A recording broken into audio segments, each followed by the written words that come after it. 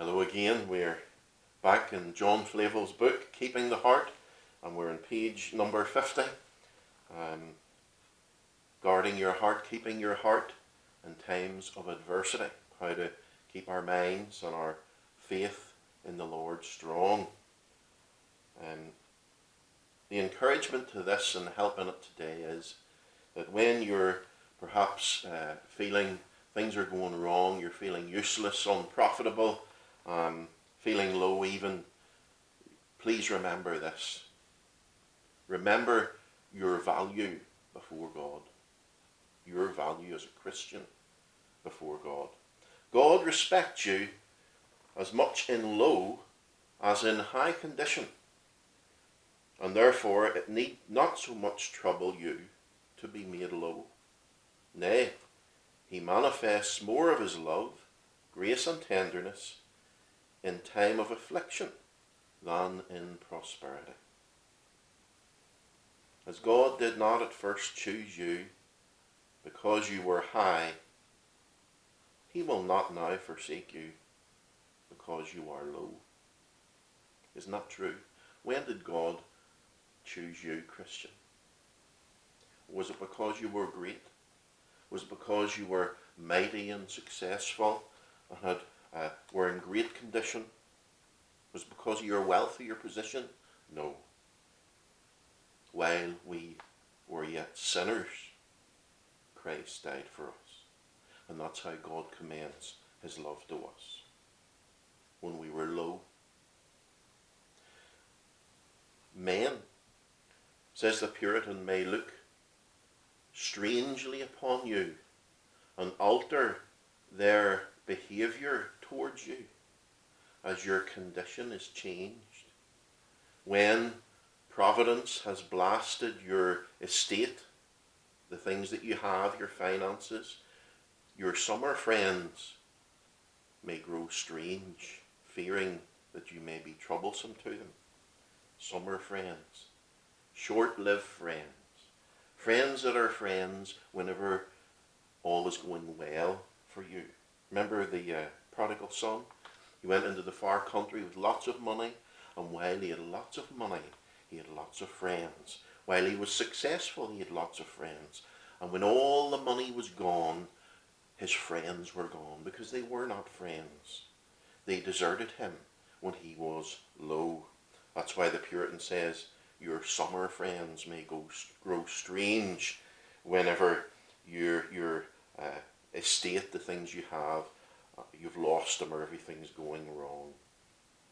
But will God desert you? Never. I will never leave thee, nor forsake thee, says the Lord. If adversity and poverty could bar you, stop you from getting access to God, then adversity and poverty would be a terrible condition. But far from this, you may still go to God in whatever condition as freely as ever. My God will hear me, says the church. Poor King David, when he was stripped of all his earthly comforts, would encourage himself in the Lord his God, and if he can do it, says John Flavel, certainly so can you. Suppose you had a husband or a son that was lost at sea, and that son of yours was to come back to you after many years dressed in rags. Would you deny him as your relation? Would you refuse him entrance to your home as a mother or father? Of course you wouldn't. Well, that's what the Puritan says. If you would not, how much less would God? Why then are you so troubled? Though your condition be changed, your Father's love has not changed. So, brethren, that's the end of that section, but I want to sum it up for you and say this to you. Take heart and be encouraged. In time of adversity, guard your heart. Remember, your value is not based upon your current condition. It's not based upon your position, your possessions, your career, your usefulness, or anything else, or your greatness. Your value to God and your value as a human being is based upon God's love for you. You're a man or a woman, a boy or a girl, made in God's image. And that has inherent value. Inherent value. Take, say for example, you had £300 or £400 of paper money in £20 notes. It's valuable in the sense that it says on the paper money that the Bank of England or whatever bank, I promise to pay the bearer the sum of £20. But if there was no bank, what would that £400 paper money be worth? It would be worth nothing. It's just paper. It has no inherent value. Its value is in the promise of the person that gave it. However, if you had a gold sovereign, its value is £300 to £400 currently. But it wouldn't matter if there's a bank or no bank. It wouldn't even matter if it was a coin or not. It would still always be worth the £300 or £400 because the value is in the gold of which it is made. It has inherent value. The value is in the thing itself, not promised in the thing itself. And so we are inherently valuable to God, not because of what we do, not because of our position, not because of our job, but because he loves us and we're men and women made in his image. Your value is in what you are. So don't get yourself down or all worried because you don't feel useful when you're not working or you're shut in the house and so on. You're every bit as precious to the Lord. I'm not finished. I want to read to you a couple of verses from Malachi. Listen to this.